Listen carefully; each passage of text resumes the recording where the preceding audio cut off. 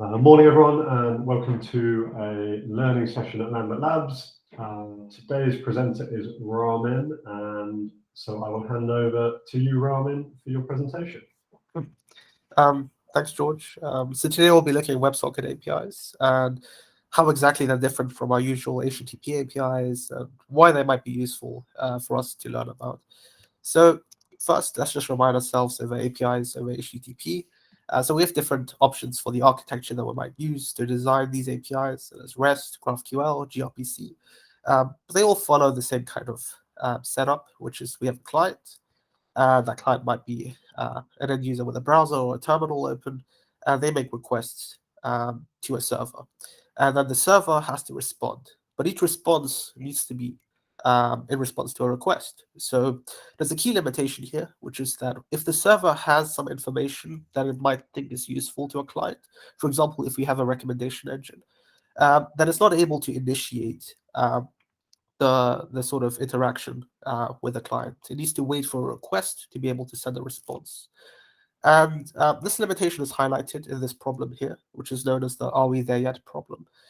So what happens is you are a passenger on a car, or you have kids who are riding with you on a car, and they want to know sort of status updates on their travels, because of course it gets boring, so they want to know when they've arrived. But this should be in an ordered fashion. So they don't want to be updated every single kilometer because they're not robots. So they actually want updates that are event-driven. So in terms that are meaningful to them. So for example, if they're traveling to London, they'd like to know when they're 10 miles away from London and 1 mile away from London, or if there's some kind of noticeable location nearby, some kind of marker on a map, for example. And so there are two ways to implement this. The first one is quite routine, which is through an HTTP API. So you can just have a single endpoint called "Are we there yet?" That just tells you no until it finally says yes. And the way that you would work with this is you would have to ping it in regular time intervals. And this would usually be seconds or milliseconds, because you don't ever want to miss your destination, because that would be terrible. So you just keep pinging the API. But it causes two problems. So first of all, you're causing a lot of strain on the server, so this isn't scalable. If a lot of users were to use this, it would quickly get out of hand. The second problem is you're sending HTTP headers on each request, but they're the same HTTP headers, so it doesn't make sense. So there must be a better way to do this. And the better way to do this is through WebSockets. So in WebSockets, what you would do is say, "Are we there yet?" This will subscribe you to a channel. And then the channel allows the server to just communicate to you in a single stream. And it will say, "We're getting there, only 10 miles left, only 9 miles left." But if it were only communicating with you, this would again be one-way communication. So that's not helpful. But WebSockets are complete two-way communication. So then you can interfere and say, "Notify me less often, you're getting on my nerves." And then it will slowly reduce the rate at which it's communicating with you until you finally arrived. And you'll know exactly when you've arrived. There's no delay because you're not polling the server. The server's deciding. So it's event-driven and it's real-time, which is what WebSockets are. So let's actually look at an example of a WebSocket API so that we can better understand the kind of protocol that's being used here. And I can actually do this just from the browser console. Okay, so let me actually open a new tab. Okay, so I'll open a new tab. And we'll connect to a WebSocket API that I found online. So I'll just go WebSocket. And this particular WebSocket is called Kraken. And it's a financial WebSocket, which makes sense because finance is quite event-driven. It's also real-time. So it makes sense that they would use these kinds of technologies. So in this case, I'm going to connect to it. And then I'll say that on message, so whenever there's a message, I want it to notify me. So I'll just console.log event.data. And what this will do is whenever the server messages me, it will just be logged to the console. And now what I can do is from the docs, I saw that it actually has an event. And the event in question is ping. And this will just allow us to ping the server just to make sure that we're connected.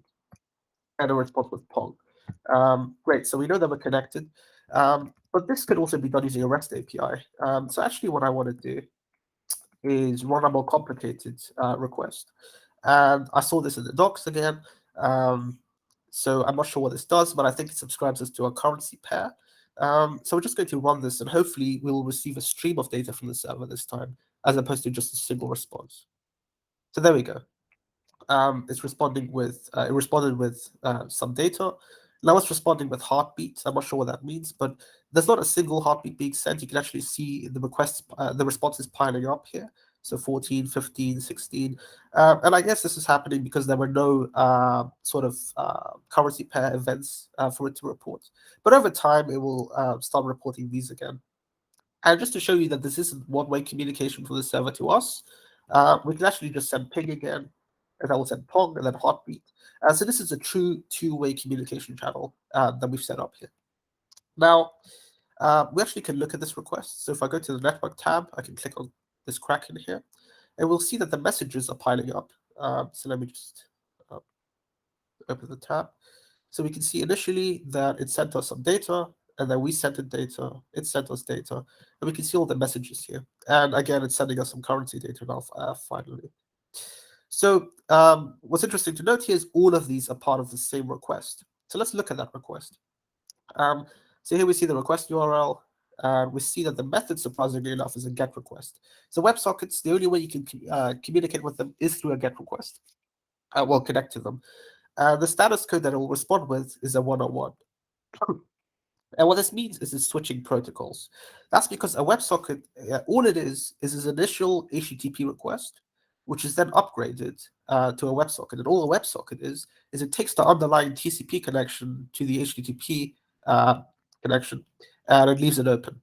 So that two-way communication is possible. And we can see here that the connection has been upgraded to a WebSocket. Now, the rest isn't really interesting. The only thing that I would pay attention to is this origin header here.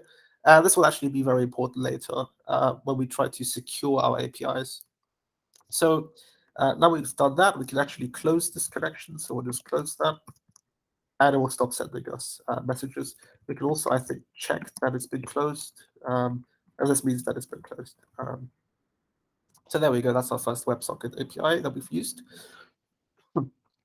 Now let's talk about security, because there is one detail I've noticed a lot of people aren't aware of, and I think every talk should mention this. A lot of them skip over it, which is that WebSockets don't actually follow the same origin policy, so they're not constrained by it. So the same origin policy with HTTP APIs is very straightforward.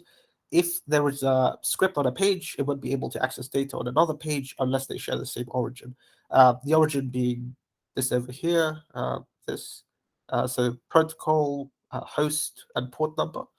But WebSockets aren't actually obliged to follow this. So what will happen is an attacker will be able to send a victim a link, and then they'll be able to invoke an API and unknowingly get the victim to authenticate that API via their browser.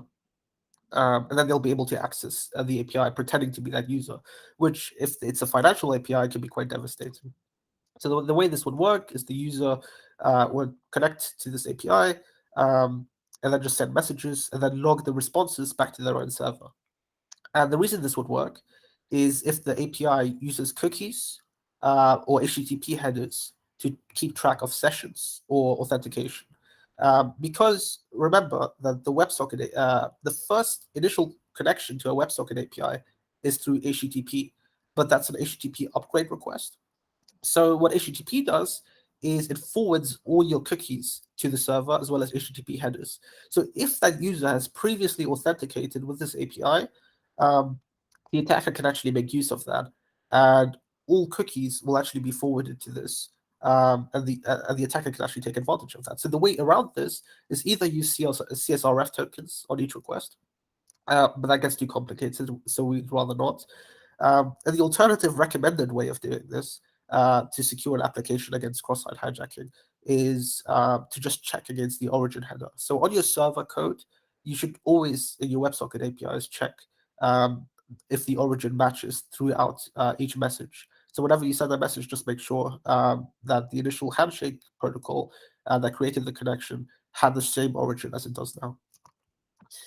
Okay, now let's look at some application of WebSocket APIs in the wild. So an obvious one you might think is Google Docs.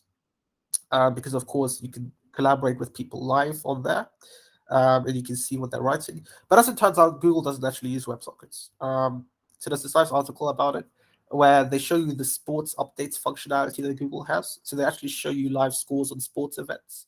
And you would assume that this uses WebSockets because it's live and event-driven. But actually, they use something called XHR polling. So what that means is Google is actually pinging their own server thousands and thousands of times, just so they don't miss a score update. And they do this for every single user that has a tab open, which you might think gets inefficient pretty quick, and it does. So here's a graph of the overhead of data that's being sent over a network. And the blue bars are what Google does, which is polling. And the alternatives are log polling and server-sent events. Server-sent events just mean that the server is able to actually communicate with the client, but unlike WebSockets, the client won't be able to respond. So we can see that WebSockets actually perform the best out of all these methods, which is why I'm giving this presentation, because more people should know about them, and I'm not sure why Google doesn't use them. The only reason I've been able to think of is Internet Explorer doesn't support them, so they might want to provide backwards compatibility with that. Yeah, so that's one application, which is potential but not actual. Now an actual application is Twitter. So here we see Twitter actually has this functionality to see new tweets. How does it know that new tweets are available? Again, a WebSocket connection is open between you and the server. Whenever new tweets are available, it just pushes a message to you through a WebSocket, then this appears. Again, if your friends go online, the way that works is they have a WebSocket connection open, you have a WebSocket connection open, and then when they update their status, it gets pushed through to you. This is the example that actually got me into WebSockets. On chess.com, there's this ability to see live chess games that are being played. And the way this works is they have a board which the players use to relay data to a server. And then what chess.com has done is actually set up a WebSocket API so that your board that you have open in your tab gets updated live while these users are playing. And here, XHR polling or any other kind of method wouldn't make much sense because in a chess game, a single move might be played every 30 minutes, and then the next move might be played 2 minutes later. So it's quite sporadic. It would be highly inefficient to do this with polling or any other kind of method. And also, it's live and event-driven, so it's a perfect use case for WebSockets. All right, so now let's talk about API design. So in the world of HTTP and REST APIs, we of course have OpenAPI. This is a sort of schema and specification that allows us to properly specify our API, how to connect to it, how users should use it, and how it should be designed.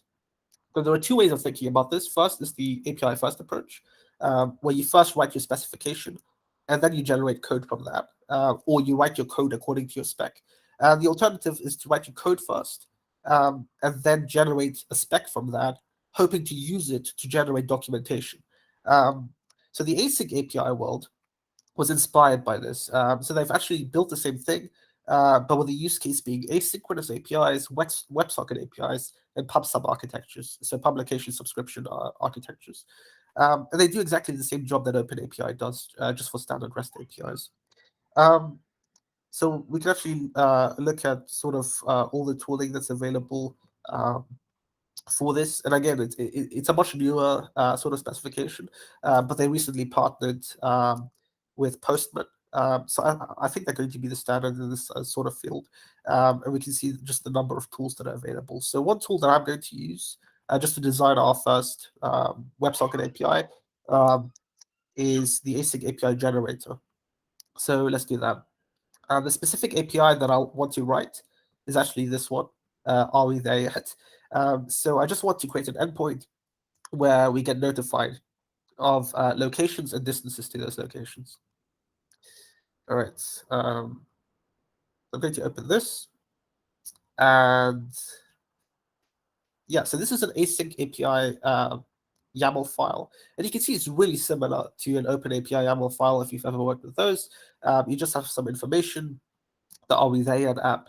You have some servers that you can connect to. In this case, I only have one server, which is localhost with the WebSocket protocol. You have some channels, in this case, travel status, and then what type of data you can expect to receive on that channel. So in this case, we can expect to get a destination, a distance, and an arrival. Another thing to notice is that it's called channels, and that's because you can either subscribe or publish to a channel. In this case, an end user can subscribe to a channel. So if you have a pub/sub architecture which was more complicated than this, you would be able to list each individual component, but you'd have to specify it from the perspective of the end user. So in fact, our application is publishing to this channel, but the end user will be subscribing to it. So it's a subscribe endpoint because it's from the perspective of the end user. Now, what we can do is actually run a command here called async API generator. We pass in the async API YAML file. And then I've chosen this template here. And this template is a Node.js template, which I found online. There are many other templates, Python, Ruby, etc. There are also alternative Node.js ones, just because this one is highly specific and creates one sort of output, one sort of designed output. The output I'm going to push through the my app directory, and the server I've chosen to connect to is the main server. Because again, in the async API YAML file, you can specify dev server here, prod server. I've chosen to connect to the main server. So I ran this command, which I'm not going to run now just because it takes around 20, 30 seconds. And it generated this for me. So a lot of code, linting code, stuff that I will never need. But we're interested in this routes.js file. And you can see it just uses Express.js to create a very simple application. We have our travel status endpoint here. And then this travel status endpoint actually just awaits this method travel info, which is here. And we can see that it's created a boilerplate method for us. And the business logic actually has not been implemented. So we'll need to do that. I've already I've already written some business logic here. And I can just copy and paste this over. And this specific code that I've taken from async API docs, what this does is it just returns destination arrival distance. It just generates random data for us for the API endpoint to return. It only has one dependency. Okay, so that should be our API solved. And you saw how easy it was to design. All I did was I started from an async API specification that generated all the boilerplate server code. I just needed to focus on the business logic, which is great. So now I can actually run this server. So I can run npm start. And it's listening on port 8080. Great. Now I could connect with this again through our browser console, but I'm not going to because I actually have this index.html file that's been generated for me from the template, and I can use that instead. So what this will do is, as you can see, it has a lot of interesting stuff here. We can actually just open this in our browser. So I'll just copy the path. I'll open it in my browser. Actually, I should open it in a new tab. Yeah, okay. So I'll open the console now. Yep. And you can see here that it already is guiding me into using this API. So it's sort of a software development kit slash documentation. In fact, there are other Node.js generators that are specific to generating documentation, others that are specific to generating SDKs. This one is sort of a hybrid of those. And we can see it tells us the available channel, the fact that we can listen to this channel. And since there's only one channel, we might as well just run this. And it's connected to the server, and it starts sending us locations. So we've built something very similar to the Kraken API, although this one isn't truly event-driven, because of course I used a randomizer on the backend just to simulate it. But you can see how you could create an event-driven API here using WebSockets, guided by the process of the design process of async API. All right, so I actually want to disconnect from this. There are two ways of doing that, either from the console, or I can just kill the server, and that stops the stream of messages. All right, so we've built a very simple API here, but now the question is, how do we scale this up? So if we were to scale up an HTTP API, it'd be quite simple. We would just have a bunch of clients, and I'm talking about horizontal scaling here as opposed to vertical. You'd have a bunch of clients, they would connect to a load balancer, and they'd be routed to servers. If a client makes a second request, he might end up at a different server, right? That can't actually happen with WebSockets because the connection is persistent. So the load balancer needs to be aware of which client has been passed with which server. And so you actually need to have sticky sessions implemented, which is just an implementation detail. The second thing is almost always when you're writing a WebSocket API, you'll create a pub-sub architecture. So you'll need to have some kind of message queue, some kind of database, just to centralize all these servers. Because you might, for example, want to have this client communicate with this client, but they're connected to different servers. So the best way to do that is to pass messages between them through a message queue. The third problem is WebSockets servers actually should be kept separate from standard HTTP servers. And the reason for that is that they scale independently. So there are quite a few implementation details, as you can see, and we'd rather not be bogged down into implementing these. So an alternative is just to do it serverless. All right, so let's implement another API, let's say a chat application. And we're going to do using something called Amazon API Gateway. Now, Amazon API Gateway is just a serverless offering of Amazon that allows you to write APIs. And I'm not sure when, I think it was 2015, I can't remember. They actually started to offer a WebSocket service alongside the standard REST APIs. GCP and Azure followed suit, and all of them actually offer WebSocket APIs that are serverless. That's just because maintaining WebSocket APIs, maintaining your own infrastructure, can sometimes be quite difficult. So I'll go through this application, which is a chat application from the Amazon docs. You can actually implement this too. There's a link here.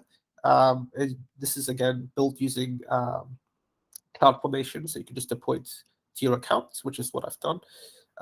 So let's look at it. So first of all, let's actually just look at how you would create an API gateway using WebSockets. So you just create API, and then it has a WebSocket option for you. You just give it a name, let's say test. You give a route selection. This just means which JSON field do you want to pay attention to, and it just says request.body.action. That's fine. Then it gives us predefined routes. So there's a connect route. So when the user connects, this will be called. When a user disconnects, this will be called. A thing to notice here, which this doesn't mention, is sometimes the disconnect route is not called when a user disconnects. It's quite volatile. So you need to take care of that in your other logic as well. And then there's a default route, whenever the application doesn't know what's going on, and a custom route. So again, I'll just call this test. Then you have different integrations that you can have for this API. So for example, you can just have a mock, which does nothing. You can have a Lambda function, HTTP, and once you've gone through this, you can come back and actually add AWS service. So for example, in SQSQ, you can also add a VPC link. I'll just go with mock for now. Next. Then you can have stages, productions, fine, and you have all these details that you can review. I'm not going to review these because I've already set up my API gateway. So let's actually look at it. So here's my Amazon API gateway. It's called the simple chat WebSocket. And there were three methods here, three routers. So connect, disconnect, and send a message. So on connect, again, this is a chat application. So I want to know what's going on. Let's actually look at the code for the Lambda function that's being called when a user connects. So it's actually quite simple. So what this does, we can look at it, is it just connects to a Dynamo database, a DynamoDB database. DynamoDB is just a serverless database table. It's a nice way of just keeping track of information on the fly.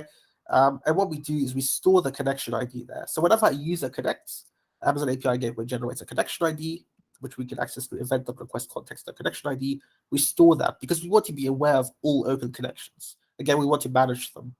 So whenever a user connects, we just store that. And that's all this Lambda function does. It's pretty simple. Then we have a disconnect router. This is called whenever a user disconnects. And you can imagine what this does. Of course, it will delete that user's session from our database. So here we have the connection ID, and all we're doing is just removing it from a database, deleting it.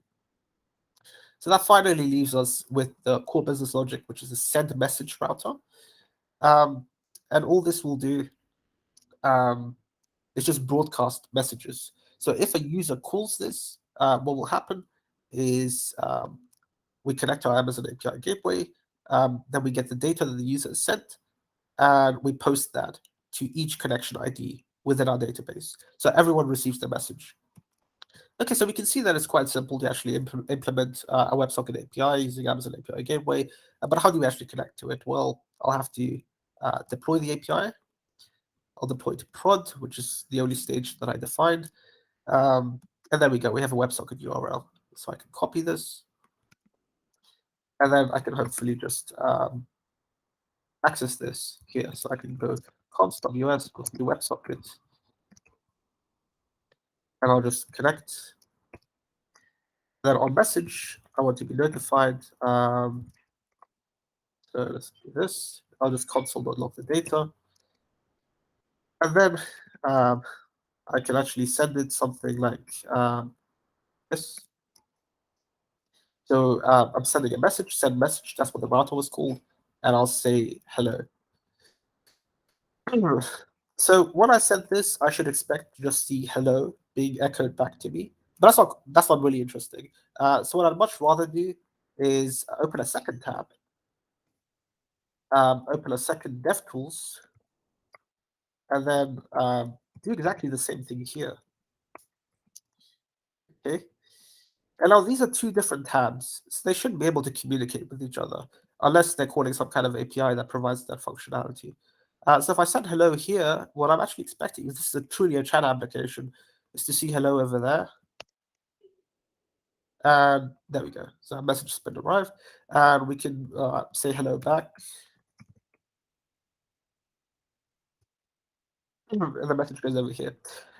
Since this is a talk about just backend functionality, I'm not going to build the front end for this, but you can really easily see how you can create a chat room with this, some other kind of application, a news feed.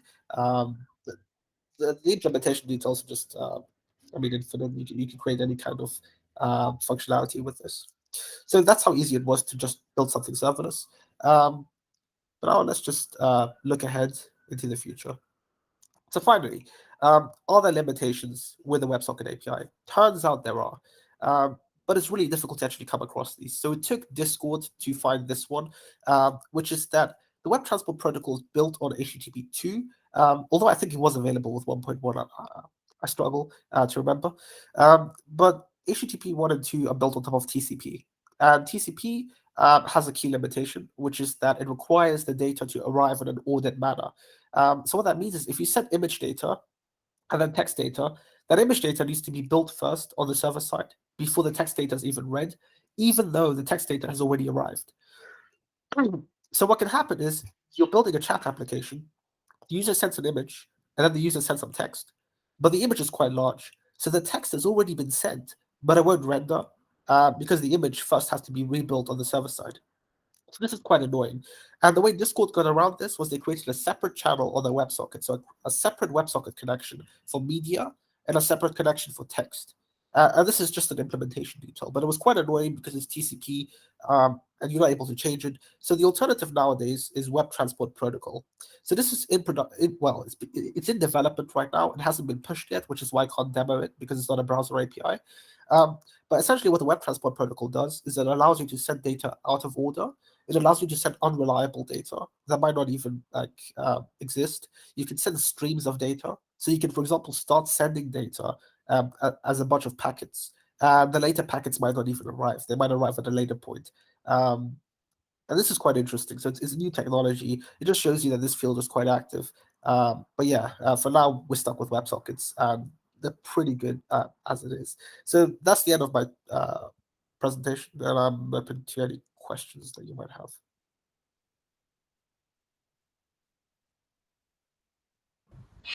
Thanks, Ramin.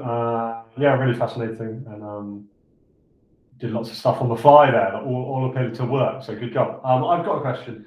Actually, kind of looking at the comparison between, I guess, your standard HTTP requests, where attached to the request, yes, you might have a body with some JSON data, but you've also got request headers that go in, and then on the response, you've got some response headers.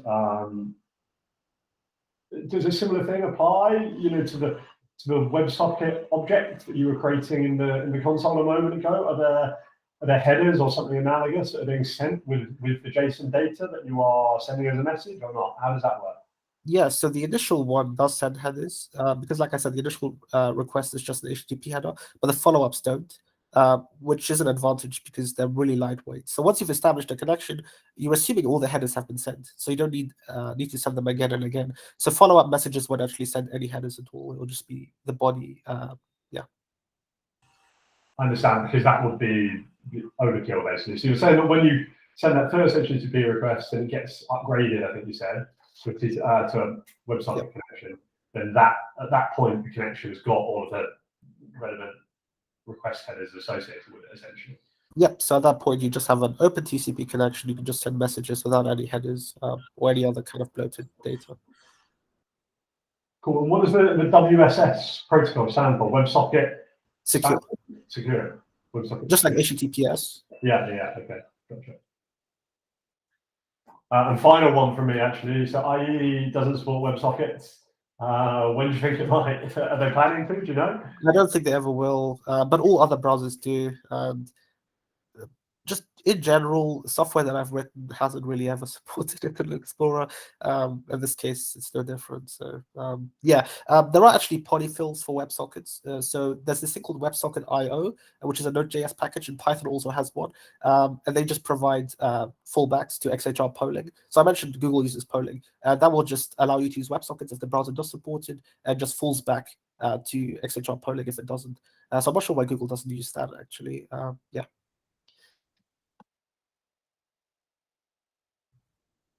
Thanks, Ramin. Any other questions?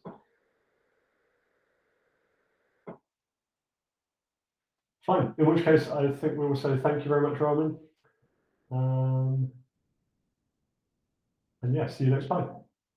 Great. Thanks. Bye. Thanks.